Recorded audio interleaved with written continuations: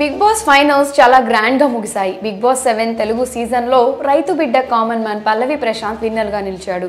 కాగా ఫైనల్స్ సందర్భంగా పల్లవి ప్రశాంత్ ఫ్యాన్స్ అందరూ అన్నపూర్ణ స్టూడియోస్ వద్దకు భారీగా చేరుకున్నారు.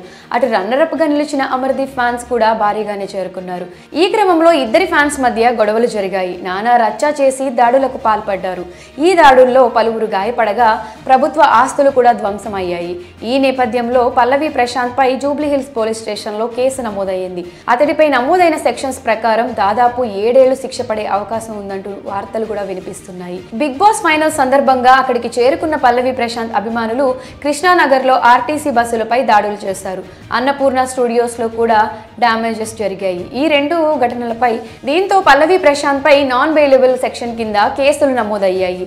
అందులో ఒకటి 427 ప్రైవేట్ ప్రాపర్టీ డ్యామేజ్ కి సంబంధించింది కాగా రెండోది పబ్లిక్ ప్రాపర్టీ డ్యామేజ్ కి సంబంధించినది. ప్రశాంత్ పై 427 కేసు పెట్టడానికి కారణం ఫ్యాన్స్ ను తీసుకురావద్దని చెప్పిన తర్వాత కూడా తీసుకువచ్చాడని అతడిపై కేసు నమోదైందని పోలీస్ వర్గాలు చెప్తున్నాయి. కృష్ణానగర్లో ఆర్టీసీ బస్సులపై దాడిలో గుర్తు తెలియని వ్యక్తులు ఉన్నప్పటికీ వీళ్లంతా ప్రశాంత్ కోసమే వచ్చి వెళ్తున్న క్రమంలో దాడులకు పాల్పడినట్టు పోలీసులకు సమాచారం అందింది.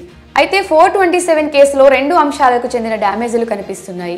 ఒకటి రాష్ట్ర ప్రభుత్వానికి సంబంధించింది కాగా రెండోది కేంద్ర ప్రభుత్వానికి సంబంధించిందిగా చెప్తున్నారు. కాగా స్టేట్ గవర్నమెంట్ ప్రాపర్టీ డ్యామేజ్ కేసులో పల్లవి ప్రశాంత్ కు 3 ఏళ్లు శిక్ష పడే అవకాశం ఉంది అని అంటున్నారు. అదే సెంట్రల్ గవర్నమెంట్ ప్రాపర్టీ ధ్వంసం కేసుల్లో రైల్వే సెక్షన్ల ప్రకారం 7 సంవత్సరాలు జైలు శిక్ష పడే అవకాశం ఉంది అని కూడా అంటున్నారు. ఈ క్రమంలో పల్లవి ప్రశాంత్ కు 41 CRPC సెక్షన్ ప్రకారం నోటీసులు పంపిస్తామని ఒక వర్గం చెప్తుంది.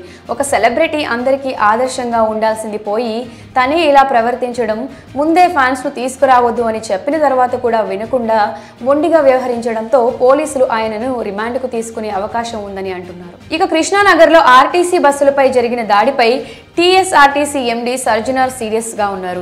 దాడులకు పాల్పడిన వారిని ఖచ్చితంగా చర్యలు తీసుకుంటామని తెలిపారు.